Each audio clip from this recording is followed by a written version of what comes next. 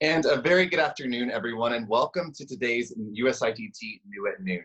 My name is Cody, and I'll be your host of these New at Noon segments every Monday through Thursday at 12 noon Eastern Time, right here on Zoom and Facebook Live. Now, although our conference may have been canceled due to the COVID-19 pandemic, our commitment to education and training has not and will not stop. Every Monday through Thursday, USITT will be bringing you at least 2 educational sessions right here on our virtual platform, New at Noon and Forum at 4. Now, what are these sessions? The New at Noon series will feature some of our new products that you would have seen at our new product showcase and opening night party in Houston. You will also be introduced to new companies that we're set to exhibit with us in Houston, as well as new and emerging technologies. Luckily, with our virtual environment, we're still excited to be able to bring them to you on this online platform. Our other series, Forum at 4, will take educational sessions that were to be presented in Houston at the conference and translate them to you here in this virtual world. These webinars are brought to you by the various USITT commissions and exhibitors themselves. The great thing about this webinar series is that you're still able to have a chance to get involved and get your questions answered by industry experts here in our virtual setting. You can find more information on all of these weekly offerings and register for free, which is I know is everyone's favorite word right now, on our website at usitt.org. Now, on today's webinar, for those of you that have questions once we get started, we do encourage the questions. It's for engagement. It's amazing. So make sure to ask those questions as you get started with our presentations today.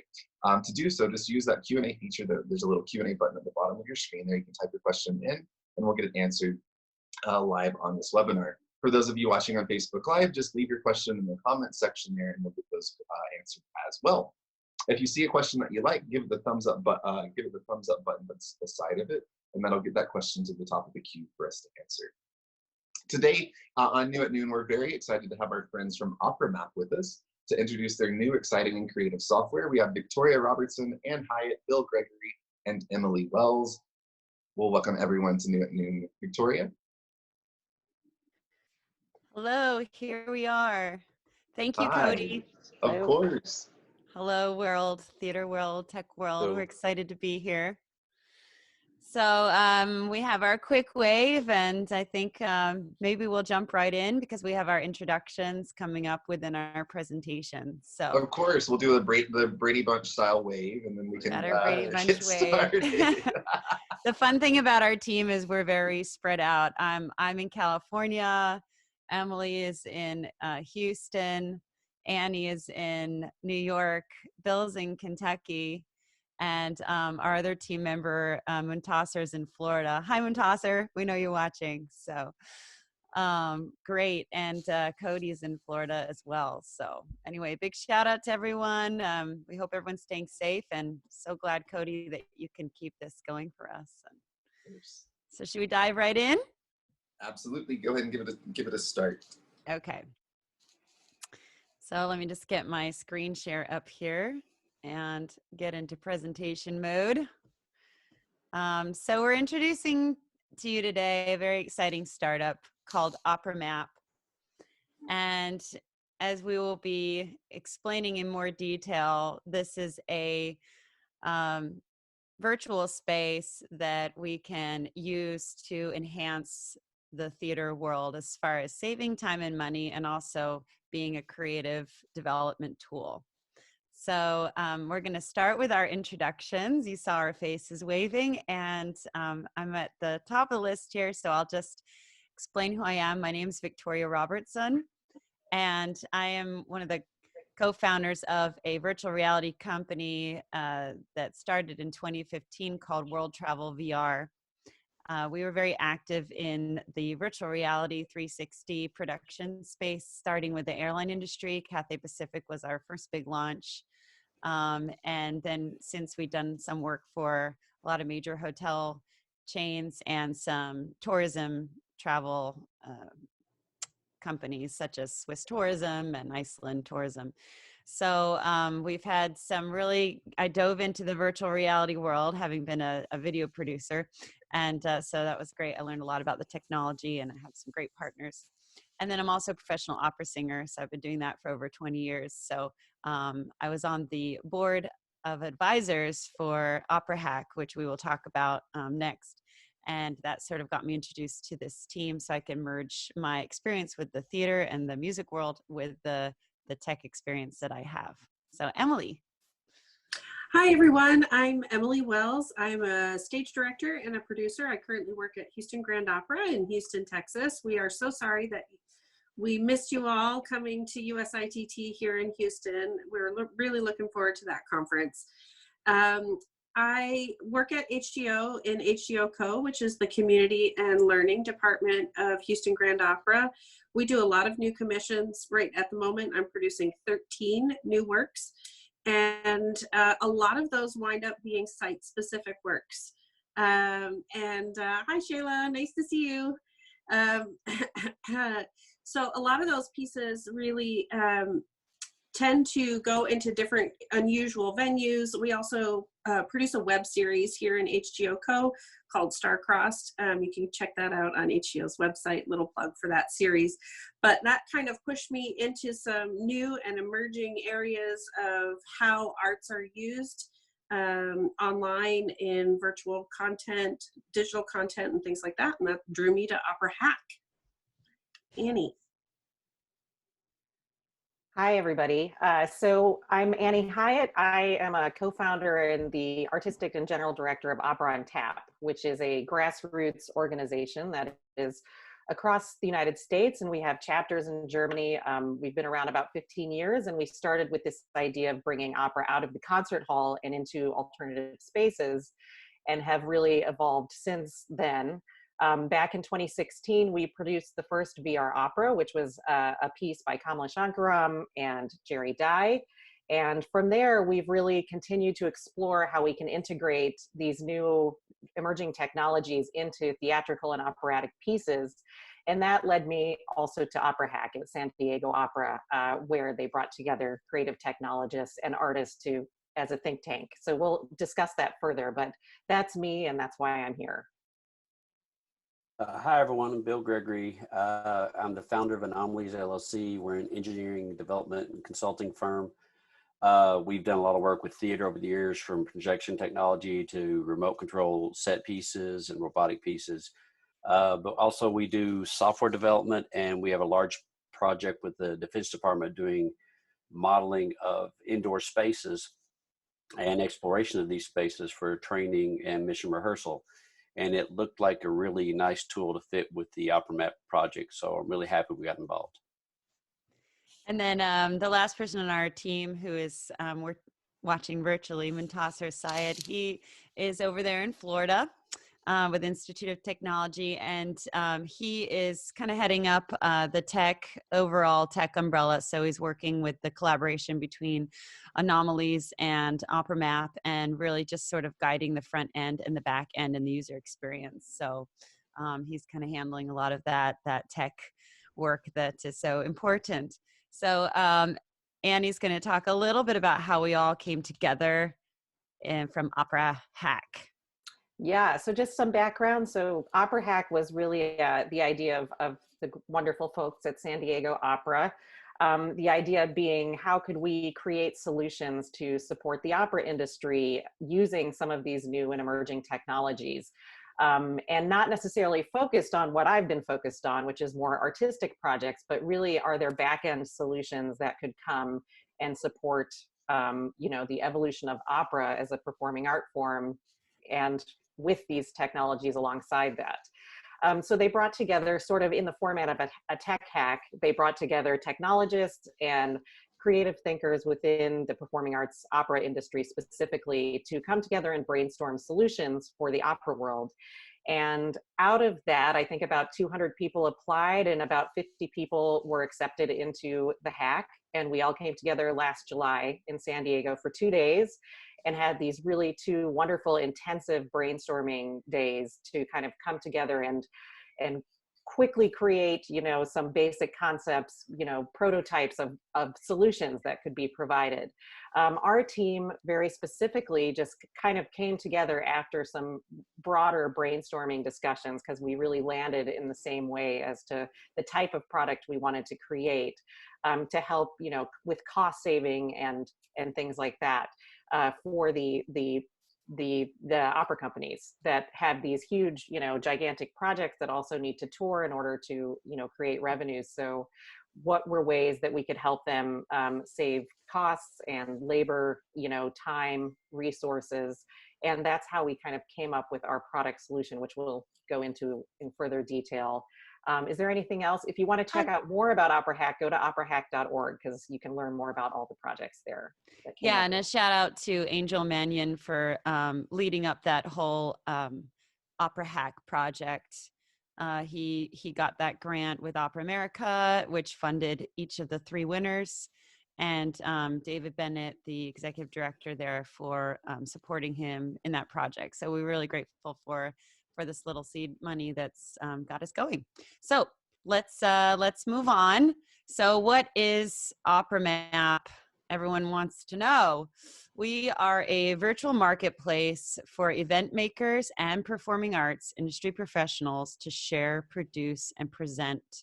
So our little icons here are representing the 3 stages. That is a broad overview of our company.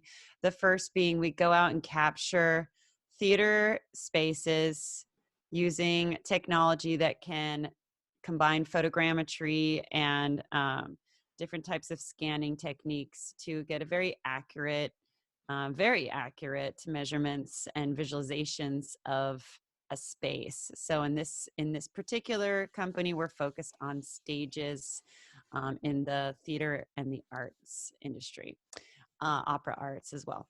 So the second icon there is representing the fact that we can now bring in building blocks into that space, being sets, props, other types of tools that you need to bring into that space and visualize it in a very accurate to scale way and be able to explore that space, which we'll show you in the video. And then the third is a little bit in the future, but it's definitely top on our priority list, is getting everybody to be able to collaborate in real time within that space, which would ideally include headsets so that they can really get the feel of actually being there. And then once they're there, they can have different discussions about the production, which we'll go into next. So I'm going to show you a little video here, and we're going to kind of talk you through this a little bit with Bill and I are. So this is a typical example of a scan of a theater. We're not really reinventing the wheel here, but it's extremely important for us to get very detailed captures of the theater. In this case, this was Opera Omaha. Bill did a great job scanning this himself. It was about 3 hours to do this scan. And then, so that now we've entered into our partner Anomalies and working with their software. And as you can see, you can use different ways of moving around the space. The game controller, you can use your monitor, you can use a VR headset, which is obviously ideal. So there's a lot of different ways of viewing. And I like this feature, Bill, the opacity tool here. You can kind of see where you are, look through walls, look through set pieces, see what would be on the other side at that time. This is exploring backstage there at Omaha. Yeah, so you can see now we've got this space captured in our database. The next step is going to actually be to bring sets within. Now he's kind of scaled this. He's scaling some things in this demo here, but a lot of the set pieces obviously going to be locked to scale. So you want to just bring them in and see how they fit in the space. Do any adjustments need to be made? Is there any planning you can make ahead of time as far as loading, unloading, maybe some alterations you need to make to have it fit into different spaces? And what Bill's doing here in this demo is readjusting kind of like prop pieces that we could also have in a data bank. There could be a specific piece, or there could just kind of be more generic pieces that you can use as placeholders while you're making your decisions, tech and design decisions. And then here's just a very simple lighting sample, which we'll talk about a little bit later. And then now we're exploring our new scene. As you can see, we can completely walk around it as if we are there. It's an extremely useful tool, not only for walking around with your monitor, but especially if you have a VR headset, you're really going to understand the scalability. And again, it is dimensionally accurate. So the scale of those pieces would match on stage and the prop pieces and all.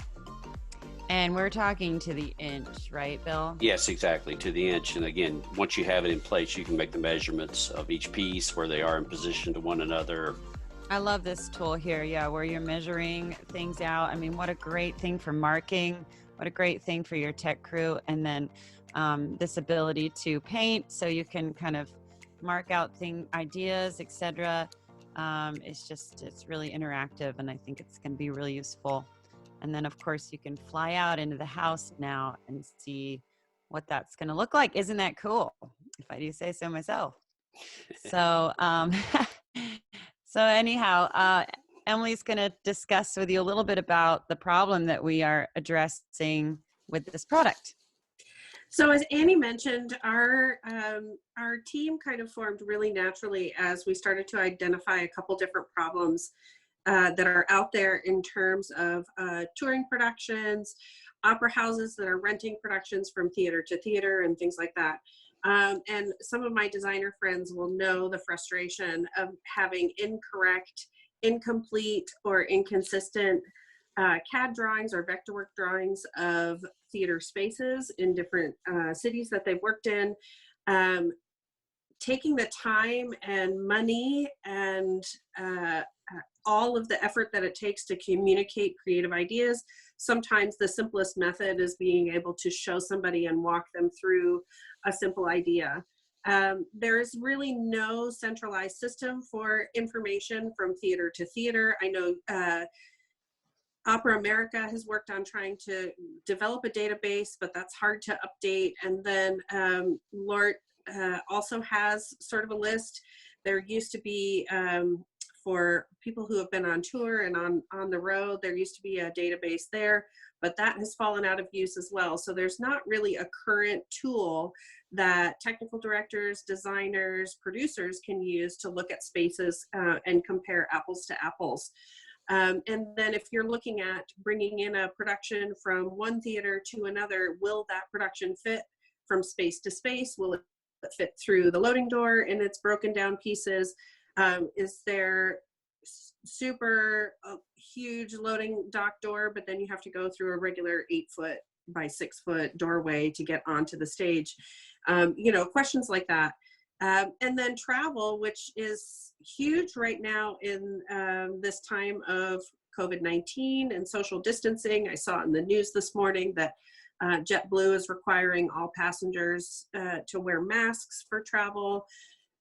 The cost of travel alone, especially in the opera world, this is a little bit less true in theater communities, but opera companies often will share a physical production amongst two or three different companies, and then that production will go into a warehouse and can be licensed by other companies for future versions of La Boheme or Barber of Seville or pick one. And being able to take a look at those things that are available for rent and see that in your space could be an asset to a company that might be looking for alternate streams of revenue at this time.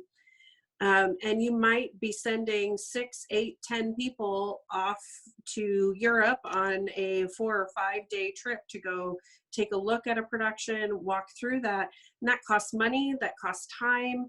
And at the moment, travel is restricted. And if we are able to reduce the amount of travel that people need to do, this is not necessarily a replacement for all of that travel, but maybe some of it, and it would improve access for some of your staff. We might be able to lessen our carbon footprint by the number of people that are traveling. And if you're looking at a set that maybe is questionable, if you don't ship all of those pieces, you can also reduce some of your shipping costs, carbon footprint there as well for shipping a production, especially internationally. So those are some of the problems that we kind of put into this giant melting pot and thought, how can we solve all of these with one platform? Yeah, and also just to add on that, Emily, we've had personal experience with productions not fitting in specific theater companies after they've already been rented. I think San Diego Opera had that problem with their Hansel and Gretel production. Absolutely. And even on tour, you're often, in the early part of my career, I was a stage manager on tour with a bus and truck. And we would have to adapt that production for every venue that we were in. Some things would fit, some things wouldn't. Maybe the winch, I'm going to pick on a venue in Kentucky, but one of the winches for the wagons had to be actually outside on the street because there wasn't enough depth in the theater. So, touring technical directors and touring master carps know all too well the pain of trying to adapt a show for a different venue or multiple venues. Right, especially theater tours and musical acts, concerts, for example, because they are on the road moving, and they want to make sure that this is all sorted out in advance, or they could run into some serious problems that would cost them a lot of time and money, which is what our theme is, trying to save time and money. Okay, which leads us right into our solution. So here we go. In words, OperaMap is a virtual world where designers, producers, and presenters can collaborate in real time using a uniform database of virtual assets. This uniformity is really important to us, something that people can rely on is consistent. Virtual reality capabilities helps with the visualization for creative and tech teams to plan outside the theater. Remember, we're trying to save the time and money it takes to actually be in the theater working out these things. Let's get it done in advance. So I am sharing with you right now, this is not exactly the web flow from a user's database that we have going right now, but this is the one that we had in our presentation when we won the grant. So we just wanted to give you guys a basic visual of how the user flow might be. For example, if we have a map and you pick on your region to narrow down to what theater you want, this is kind of the database of the theater. And then when you get a little bit more into depth and actually choose what theater you want to explore, you not only have these 360 views to look at, but you'll have the floor plan, the accurate floor plan too. So again, it's not something that theaters won't have, but to sort out where each component is in these tech packs that they give you is sometimes just a real headache. So to have it very uniformed would be great. And then each theater will have the ability to explore the space, and then it's sort of a tiered level with this software. So when you're in the appropriate tier, you, as far as like subscription, the business model, then you get access to the software, which you can then download onto your computer and start bringing virtual assets into that space. So that's like your private virtual reality workspace where you can bring your assets into and explore. And now, to address the concerns that there might be with sets that are being brought in, this is completely controlled by the designer, if these are new works, as to who gets access to look at these sets, at what point do they get access to look at these designs, and for how long. And that's completely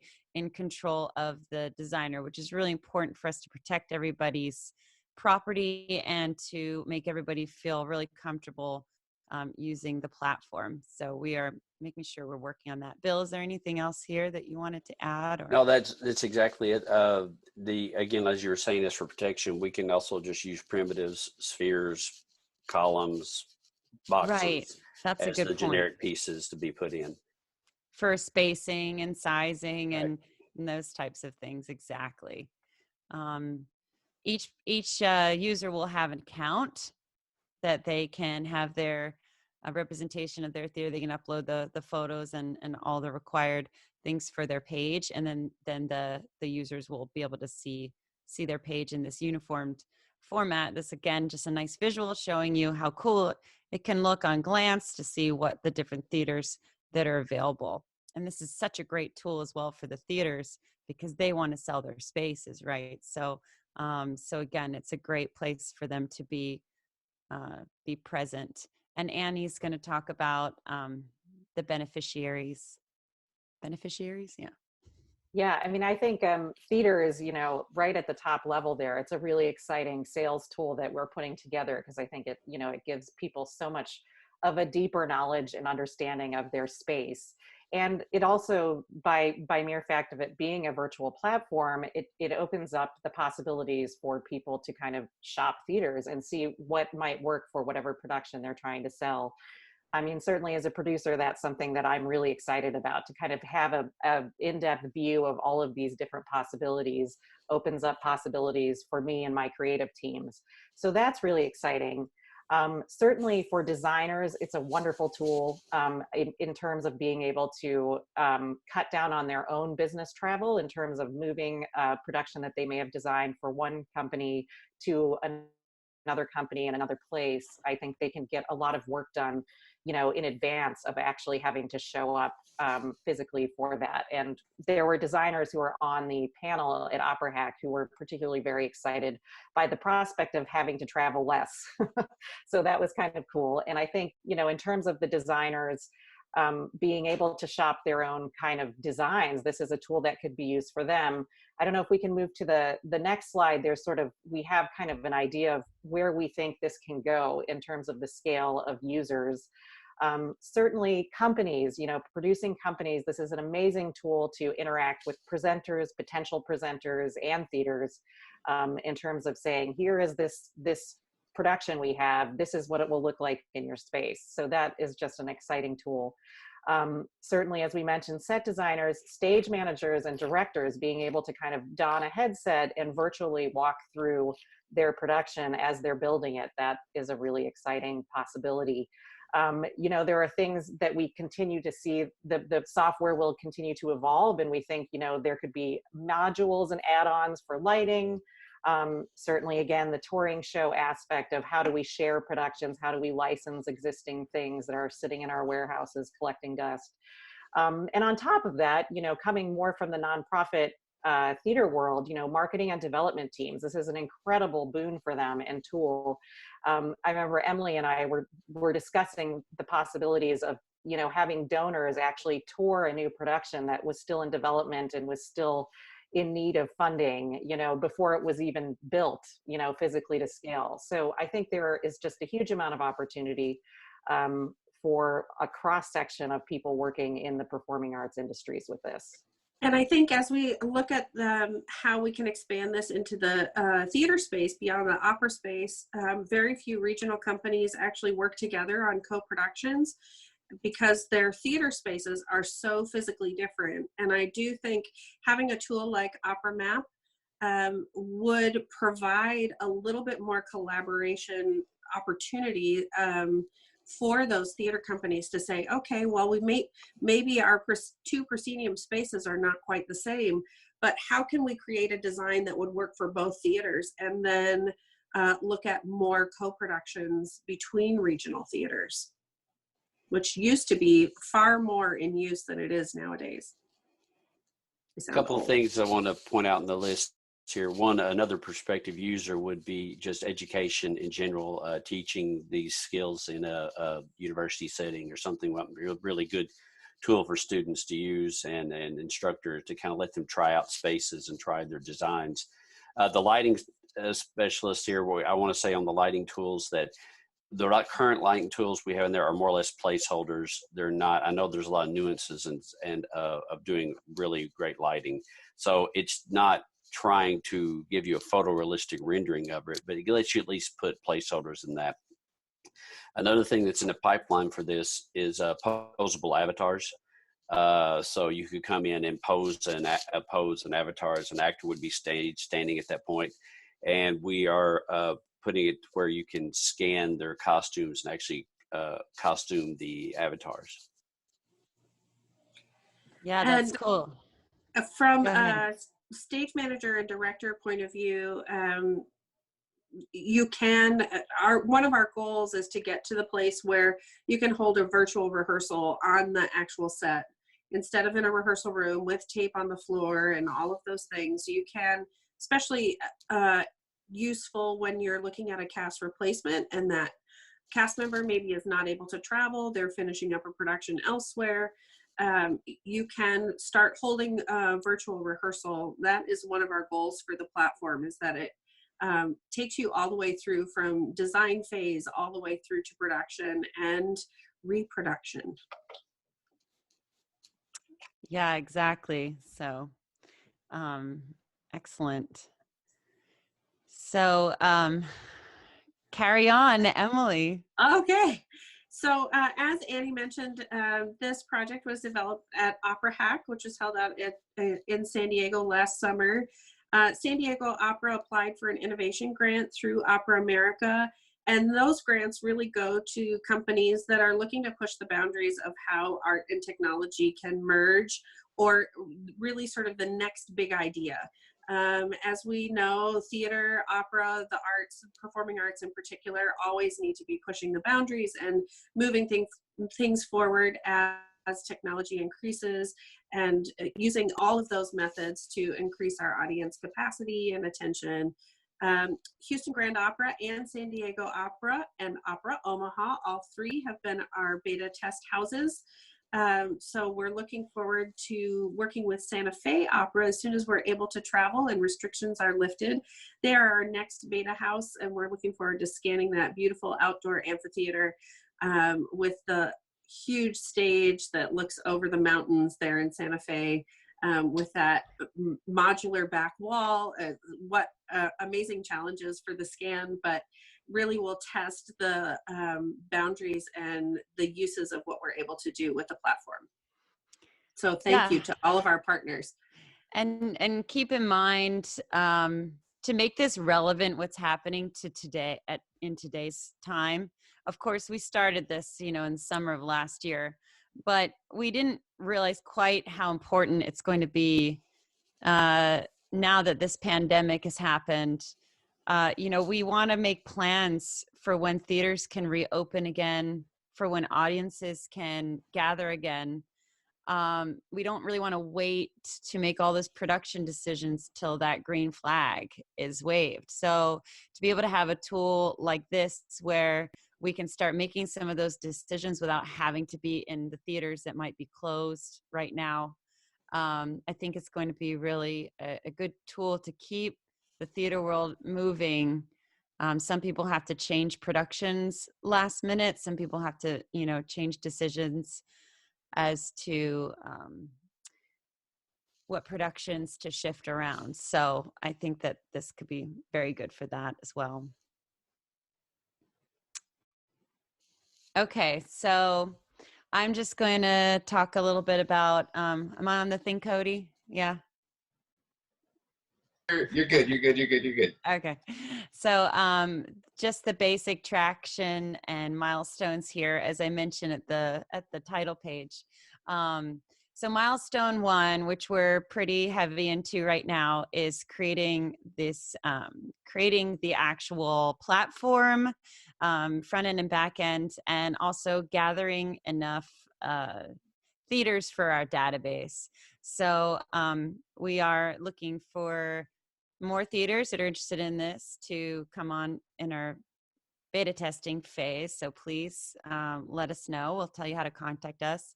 But we have a pretty good list going right now, and we're very excited about that. And then milestone 2 is, as we're developing more with Anomalies, about how to make the workflow very easy to bring the digital assets into our virtual space, which is going very well, and thanks to our partner Anomalies, and actually also they have a very good relationship with the Department of Defense, which helps move our research and technology along very fast. So that's great.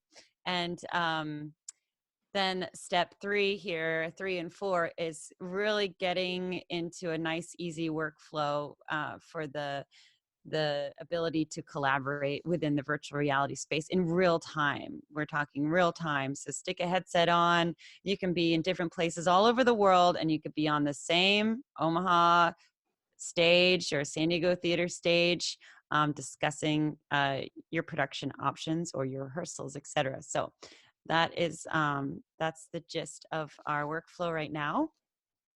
And before we open up to questions, I'll just jump ahead to this contact us. So if you do go to info@operamap.com and let us know if you're interested in potentially being another theater, beta test theater, a beta test user. That could be a director, a set designer, someone who's interested in just starting to use our product. We'd love to hear from you.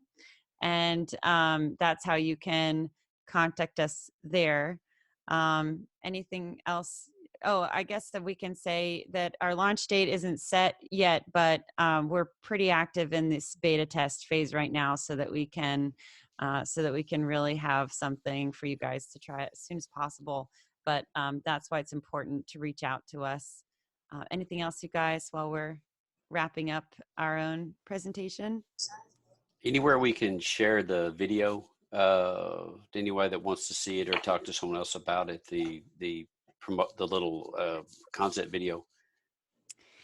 Yes. Well, this presentation will be online because Cody is going to put this online. Yeah, this will live on our Facebook page as well as our YouTube channel. So we'll have that video available. We can also, if you guys have a link to that, we can post that link as well.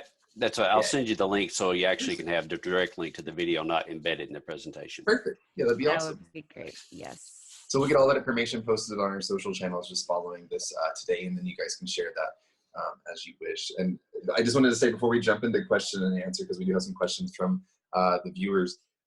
This is amazing. I used to work, I worked for many years in the cruise ship entertainment industry and moving productions around to different ships, creating productions for different ships when obviously you're producing shows in one state or country or neck of the woods, and then your ships are all over the globe.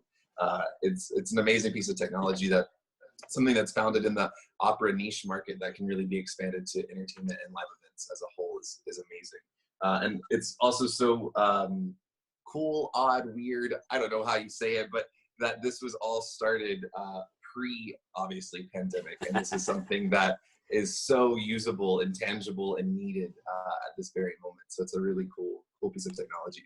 So thank you. Well, we're finding that some people who had a hard time grasping the concept prior to the pandemic now have a better understanding of why it might be useful. Oh, that's how this all works. Oh, that's why it would be helpful. That's awesome. It also, I feel like VR has been creeping into the theatrical market for so long, and people have been trying to, how do we use this how do we use this maybe for actual, performance or production? And this takes it into a whole different game changer for that pre-production, reproduction process, like you were talking about, and possibly even rehearsals and moving forward. So it's really cool. It really does. And I also wanted to mention, Cody, that another call to action we have is we are open to having some tech partners. So Okay. especially as we move into this user interface experience, I mean, we kind of have a handle on what is going on, but we know there are a lot of people in this space that are that have a lot of developments. And so if someone is particularly interested in moving this to the live collaboration space, we're very happy to listen to potential tech partners and collaborate to get this out fast. Perfect. Well, Victoria, I think on using our audience here today, I think you'll have a little bit of a mix of theaters that are going to want to beta test this, users that are going to want to beta test this, and people that might actually want to be tech partners with you guys as well, because we have representation from all of those with us today. So I think I think you'll be getting some emails in that contact us. It's a great info, place for Excellent. Thank you. Thank you. All right. So if we want to take a couple of questions now, is that okay? Yeah, that'd be great. Okay, Thank perfect. So we have one from Facebook. How do you plan to get the measurements and models of all of these theaters? I think you guys have answered that, but if you just want to recap on that one quickly for us. I would say Bill, Yeah, I that mean, might be a good question for you. I'm sorry, actually, it garbled on me for just a well, second. Oh, sorry. the question, Bill, was talking about our scanning technology. You know, we use quite a few different ones right now.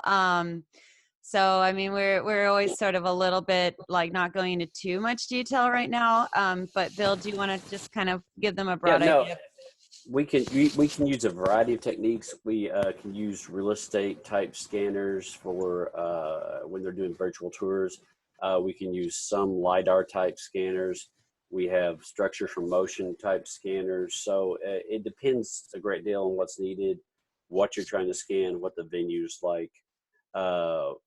So if you know, if you tell us the space and give us the parameters, we can find an option for getting that space scanned. Okay, perfect. And if you are a theater owner or venue owner or on a board that is interested in having their venue scanned and be part of this project, they should just contact you guys in email? Yeah. Okay, awesome, perfect. Cody, should I stop this screen share so we're all on here, or what should I? Yeah, I'll stop it. I can stop. Okay. Well, yeah, I can stop it here. Perfect. And we'll go into Brady style. Okay. Brady Bunch style now. Yeah. John has a question from Zoom. He says, have you ever considered how this technology could be used in the archiving and restoration of theaters as a safeguard to natural disaster or other destructive conditions? I've been to a couple of USITT conferences, and I've been preaching this for a little while before you got involved with OperaHack, because I think this is a great way for historical theaters, for touring theaters, just having some kind of archive, just for over time, people to be able to look back and see what was there. So yeah, I think it'd be huge for that, actually. Awesome. And they've done a little bit of that before, right? So, I mean, again, we're not really reinventing the wheel here. We're just trying to make a really concise database, and then the interactivity is what's going to be a little bit more revolutionary. Perfect. And it all being in one sort of format and place for sure, instead of being scattered around. Exactly. Might the 3D scanning of spaces be available for theaters at colleges or universities? Asking for the academic sector. Yeah, that's what I was in that one slide referring to. Is I think this would be a great space for students to train and maybe get to try their set design out in a venue, a real venue, a famous venue that they would like to someday have their set in. They could actually drop it in and walk around it as if they were on stage there. Perfect. Yeah, and also like the actual college theater spaces themselves, right? That might have also been part of the question. Is that definitely, like, we can open this up to the university theaters, we can open this up to the cruise theaters. I mean, there's so much this technology can go to. We just, because of the OperaHack, and that's, I mean, this isn't about just opera. This is the name OperaMap, but essentially we're trying to give a tool to the performing arts and the theater world. That could be live concert spaces, that could be arenas. They need to set up a stage in the arena, you know, so and college theaters especially. So it's very versatile, and we've just kind of honed in on this niche, but we can have divisions within it. Like, this is mainly for the college theater spaces, this is for the cruise ship theater spaces. You know, there's ways we can branch off, and we're just focusing on these performing arts to give it a little bit of a concise focus for this particular branch of the company. Of course. Yeah. And I think back to what Emily shared earlier too, that in that production process, it's much more common in the opera industry than in the theatrical market maybe, but for that co-sharing, co-production of you know, certain productions, and post-pandemic, when budgets are all being re-looked at and seeing what this means to, we might be seeing a lot more co-producing in that theatrical or even academic market. You know, that they can share some of those costs around that. That'd be really good, a really good useful tool as well. I wanted to mention too, anecdotally, we're talking to a prospective beta testing company right now that also showed interest in having alternative spaces that they are researching scanned, since they are going to start increasingly move out of the giant grand opera halls and into smaller, you know, more in the community spaces. So I think that's also a potential use of this. And those spaces, even more typically, don't have an accurate drawing where every outlet is and where every soffit lives, and AC, at least down here in Texas, every AC distributor and all of that stuff. They're not usually that detailed of a ground plan, or have all of the information that a set designer likes to have. Yeah. One place, yeah. You're reading through about 5 different ground plans, trying to piece it all together. Right. And then doing site visit after site visit after site visit to say, okay, is that there or is that there? Of course. Yeah. Hey, it's like planning a convention in a different city every year. That's what we do. Always. Yep. Yeah. We've got some really good questions in here too. So of course. Brian is asking, can you expand more on thoughts of holding virtual rehearsals? What tech would those actors need, and how would this be facilitated? Well, Yeah. go ahead, Bill. Go ahead. Okay. So on the Defense Department side, obviously with this, we're working on a multiplayer environment where people can move in, could from different locations train in the space that's been scanned for mission rehearsal. Well, that's a direct analog to actually putting people into a theater space and saying, here's someone from Houston, here's someone from San Diego. They're in, but they can walk around on their desktop as if they were avatars in that space and talking about and dropping objects in and kind of getting a feel for that.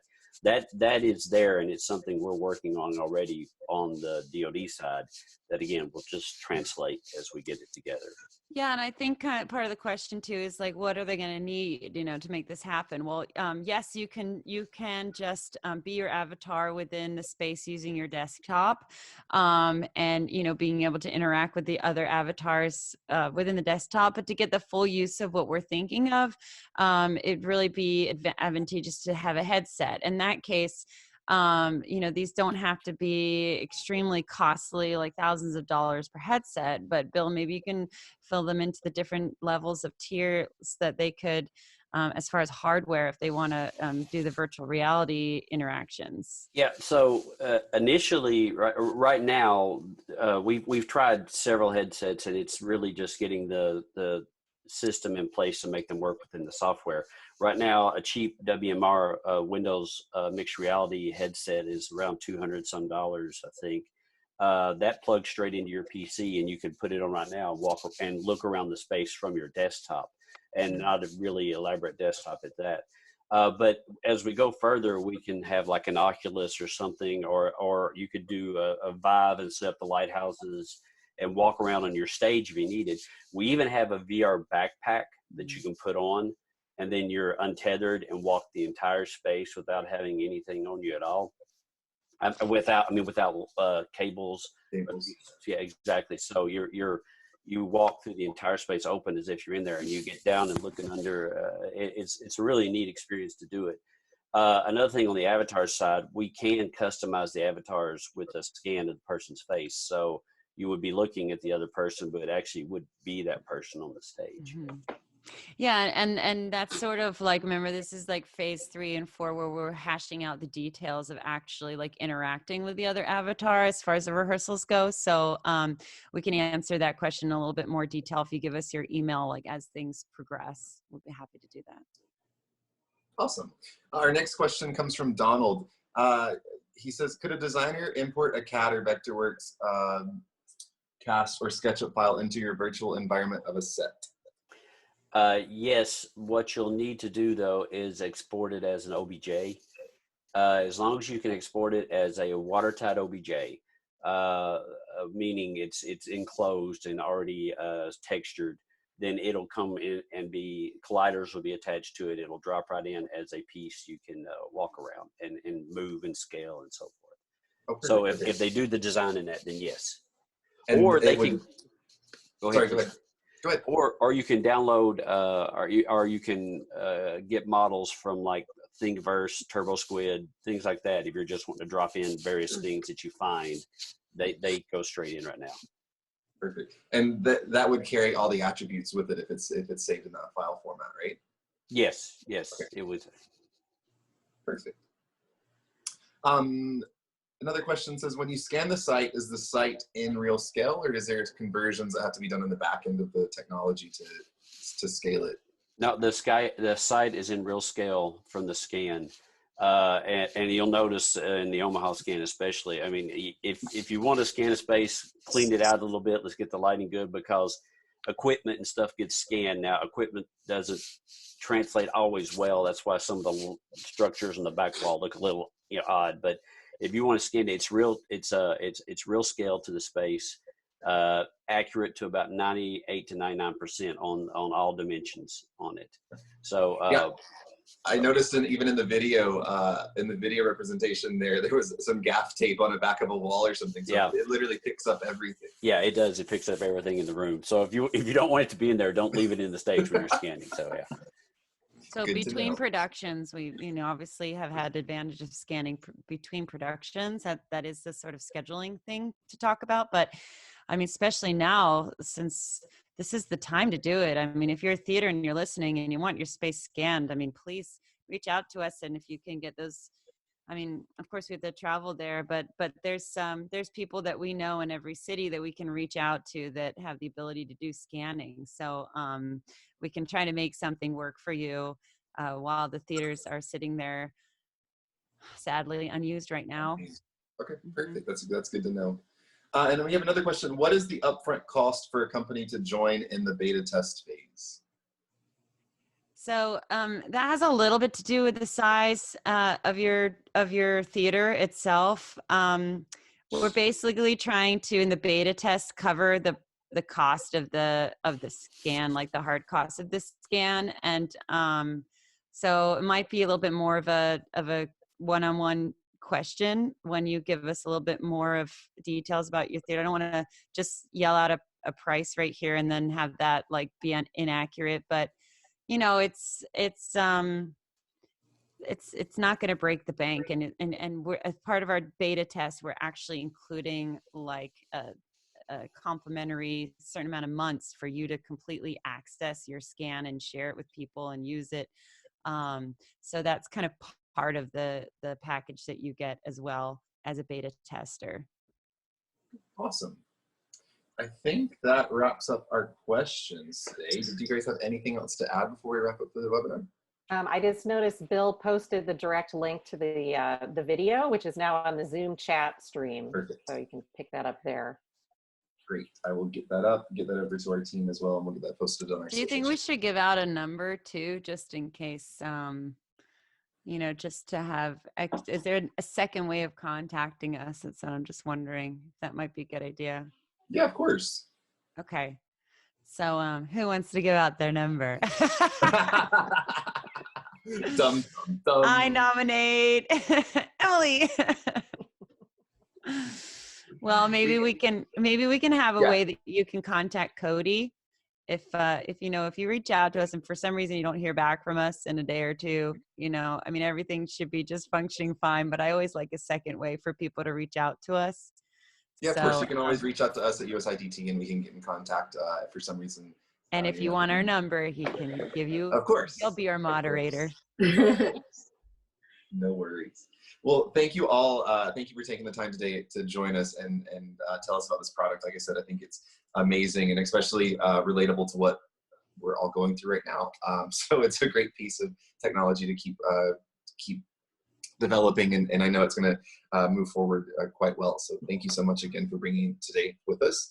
And for all of our attendees out there, we hope that you've enjoyed this session, and we look forward to welcoming you back to another one of our USITT online learning and education sessions in the near future. Coming up this afternoon on Forum at 4, we have two different options. Again, this afternoon we'll be presenting Uplifting the Artist. This will be a panel discussion exploring how guest artists are welcome and valued by institutions that invite them through their doors. So we're looking forward to that. We have several panelists on that discussion today. We also have what is a sound associate, where we'll be discussing the difference between a sound assistant and a sound associate and the tricks of the trade between both of those. So be sure to check out either of those today at 4 o'clock. These are that last one's presented by the Sound Design and Technology Commission. And then tomorrow back right here at noon, we'll be talking to Luke from ETC. He'll be introducing the ETC Response Opto Splitter. That's a tongue twister there. It's a family of DMX and RDM repeaters purpose-built for integrated ETC systems. So that's again tomorrow right here at noon. If you haven't already registered for these sessions, please go ahead and do so. That can be done on our website, usitt.org. There is a limit for these webinars, so be sure to check those out and get those registered. We update our website every Friday for the following week, so be sure to check out every Friday for what's new and upcoming for that following week. Also, while you're at it, check out our social media platforms. That's LinkedIn, Twitter, Instagram, and Facebook to stay up to date on all of the latest USITT news. We'd also like to take this opportunity to thank our friends at the American Society of Theater Consultants for their generous support in making these webinars and broadcasts possible. Thank you, ASTC, for that. And at the end of this webinar, as soon as I end the meeting, you'll be prompted to take a quick survey. This survey is just to really help us ensure that we're providing you the content that you need during this time. So if you have a moment, complete that survey for us. And once again, thank you so much for joining us. Thank you to OperaMap for joining us as well today. On behalf of all of us at USITT, we wish you all the best. Have a great afternoon. We'll see you at 4 o'clock. We'll see you right back here tomorrow at noon. And hope you have a great afternoon. Have a great day. Stay safe, everyone. Bye-bye. Thanks.